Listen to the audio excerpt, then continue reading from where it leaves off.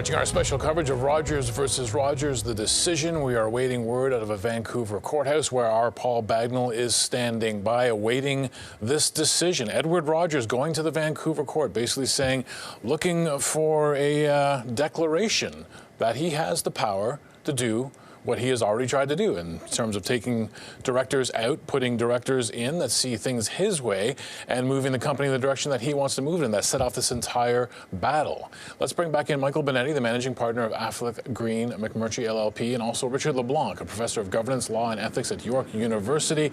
The courtroom making us work for this one gentleman, putting some drama into the proceedings, so we'll keep watching on this. But I just want to get back into the conversation, Michael, in terms from the legal perspective here. You said no matter what is decided today, just because of this narrow sort of section 3.4 that has been focused on the difference between whether an ordinary resolution, which Edward Rogers seems to have the power to do, or this idea about a meeting being in place, it doesn't really apply to the way BC has set up its laws governing these kinds of things. Well, no, the Act specifically allows that kind of conduct. I think as they got closer to the hearing, the lawyers for Edward Rogers said, well, really, this is what's called a consent resolution, because a consent resolution is the one that allows for this kind of ordinary resolution just by the stroke of a pen to happen.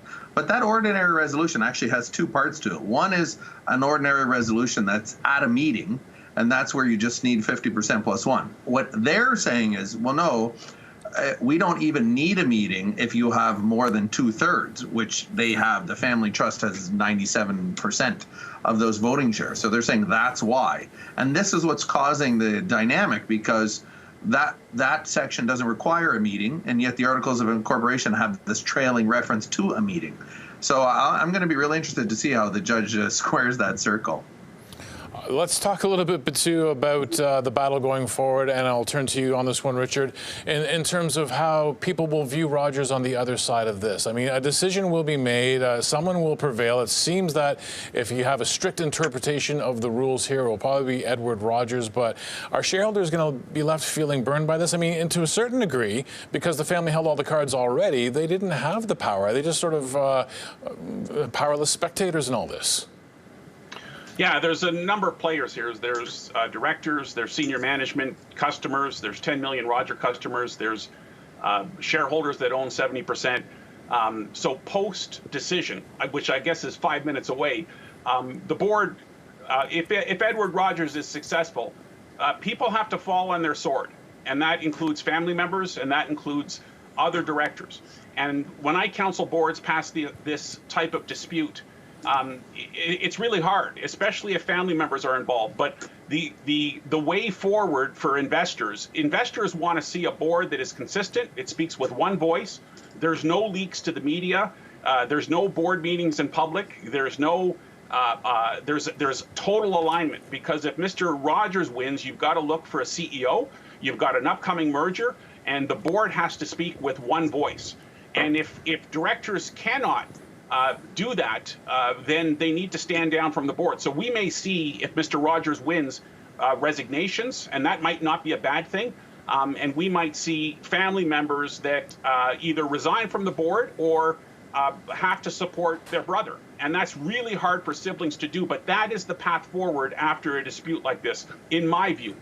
Oh, Richard, I want to stick with you for a moment on the idea of corporate governance and the way we've seen some companies in this country that are family-controlled, family-founded, governed. Is it high time for a change? Maybe not to the existing structures, but going forward, if companies want to go down this road, do regulators have to say, wait a minute here, what is this ultimate structure going to be, and ultimately, why do you even need shareholders if you're not going to give them a say in anything? Yeah, we may see, the Canadian Coalition for Good Governance. I'm on their academic advisory gentlemen, board. I have to break in right now. We finally have the news that we've been waiting for. The BC Supreme Court has ruled in favor of Edward Rogers. So we have been having that discussion about the fact that Edward Rogers going to the BC court and basically looking to the judge and asking for a declaration that he indeed had the power with the stroke of a pen to replace the board and move forward the way he wanted to with this company. So we do now have this now BC Supreme Court ruling in favor of Edward Rogers. Michael, I want to take it back to you. You took a look at it from this. This is obviously a very, I guess, narrow read of what was before the justice here in terms of what she had to decide. Yeah, and so it's not surprising. I mean, the only real issue that came to my mind, at least, I wasn't the one arguing it, and there were very, very good lawyers on it, was that whether or not that meeting was required. I didn't think there was much of a dispute as to whether or not a major shareholder can change directors. Again, it was a matter of timing.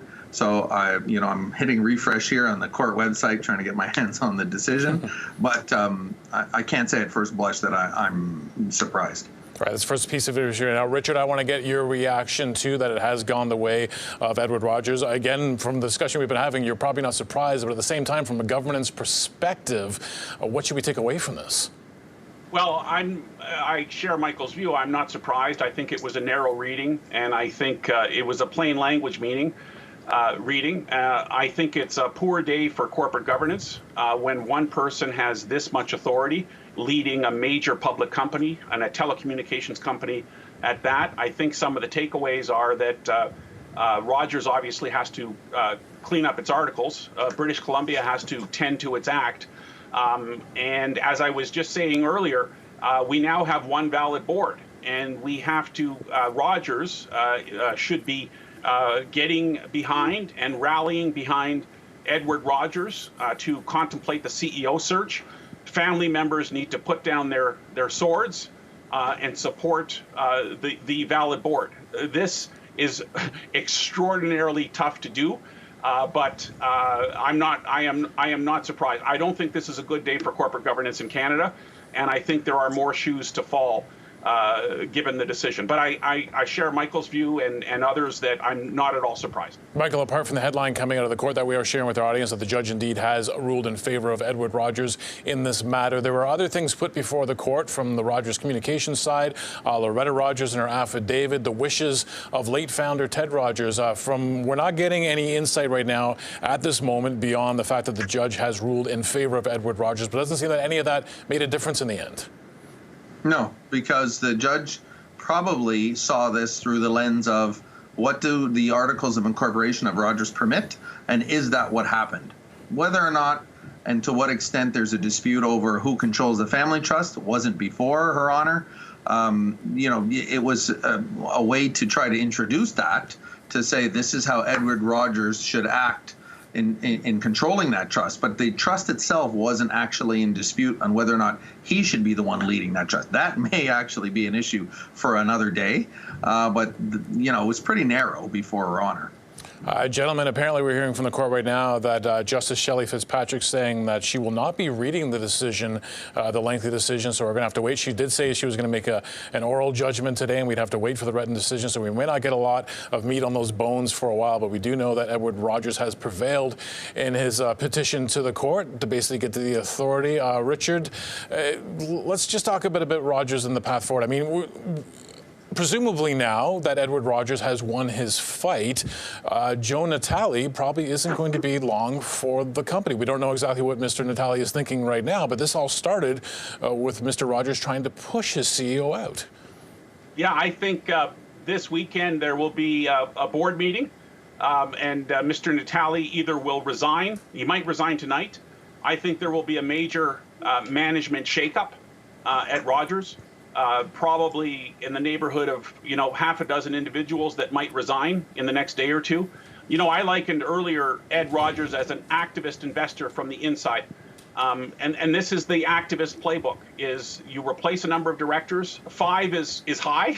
You replace the CEO and performance improves.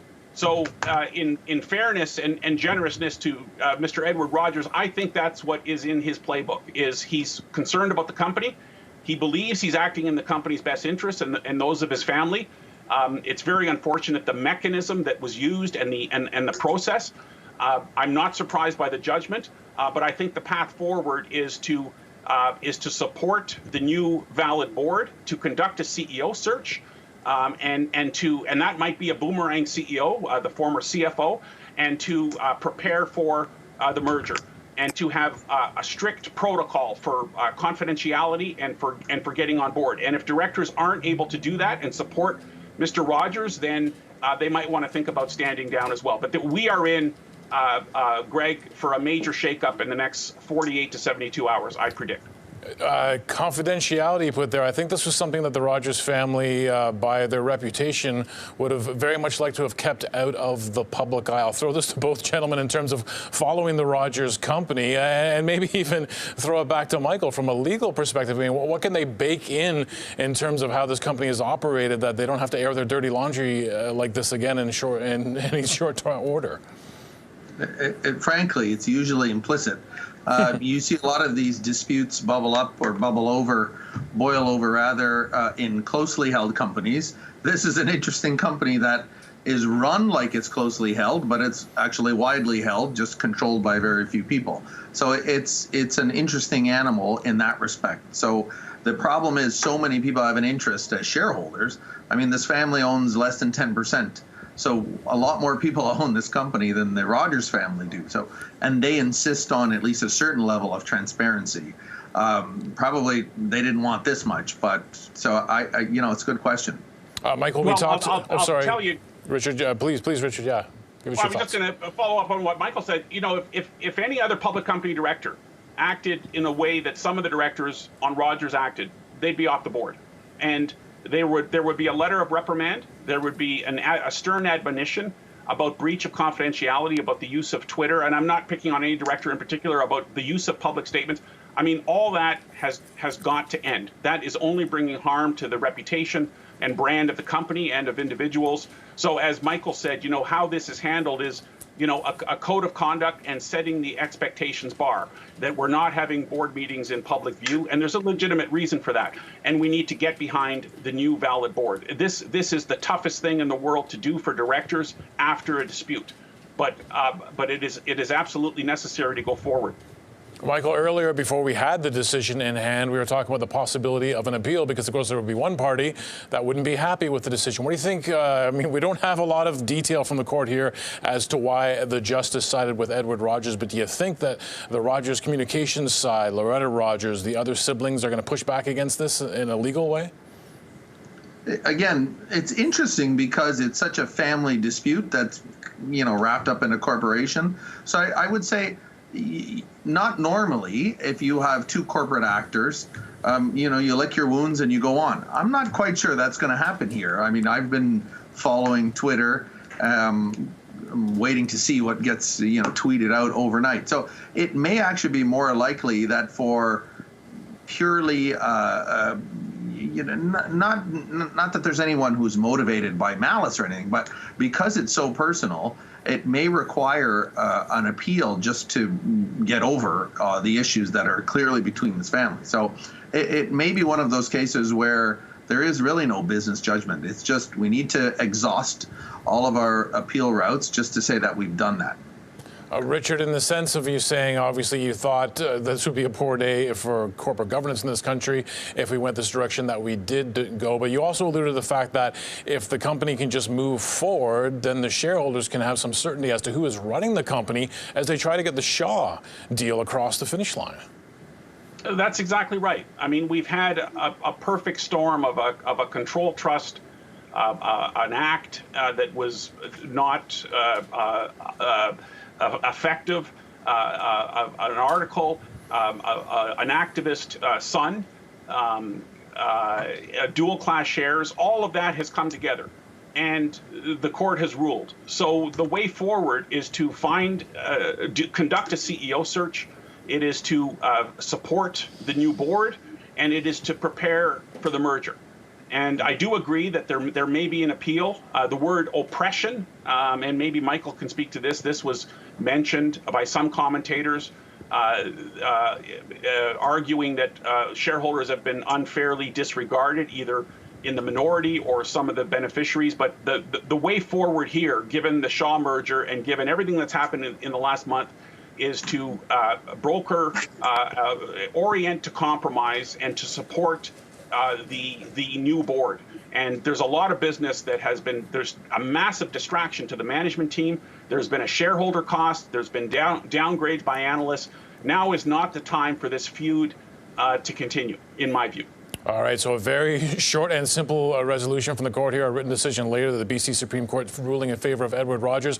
I'll ask you gentlemen for your final thoughts to sort of wrap up, because coming out of this very simple one-line decision, of course, there's a lot of implications. Michael, I'll start with you for final thoughts. Yeah, I think the notion of oppression, it looks like Edward has been motivated, because that's what his documents show, because he wants the company to perform better. So it's going to be hard for anyone to counter that argument, to say that he's not being motivated, that he's disregarding their interests, when he's essentially saying, we'd like this company to perform better and make more money. So final thoughts on the decision. It's, black letter, pretty straightforward. If you've got the votes, you can call the shots, essentially. And many people may not like that, but that's kind of the state of the law. Richard, your thoughts on that? He had the votes. He can call the shots. It doesn't go down well for many, but that is the situation we're facing. It's hard to swallow from a corporate governance point of view. I'm also told that Rogers would like the order to be stayed until Tuesday at 4 p.m. So Rogers has an opportunity to get a stay from the Court of Appeal. So, as I predicted, I had predicted that both sides would appeal within a matter of minutes, and that appears to be what Rogers has done. So, so there's been an application by Rogers for the order to be stayed until Tuesday. So more shoes are to drop over the weekend, and as I said, I'm not surprised by the judgment, but I don't think it's good governance at the end of the day. You must have a terminal in front of you too, Roger, because I'm just getting that. Sorry, Richard, because I'm just getting that headline right now. Rogers Communications says it will seek leave to appeal. And Michael, I said I was going to get your final word, but now that we have that word, that Rogers Communications, so this is the other siblings, Loretta Rogers. What position does this put us in? Sort of where we were before all this? It's the trial judge. So either the Court of Appeal or the trial judge or the application judge in this matter can stay the decision. Normally, you don't get a stay unless the only thing that's automatically stayed are orders that require the payment of money, because there's a lot of reasons that it's tough to get it back. In this case, I don't know. I mean, I don't want to prognosticate too much, but this is a very experienced trial judge. She's going to know whether or not she's willing to stay her own order. I'm sure she's got some strong feelings about it. Dare I say, she may not be inclined to stay her order, and she may ask them to seek that before the Court of Appeal on an urgent basis.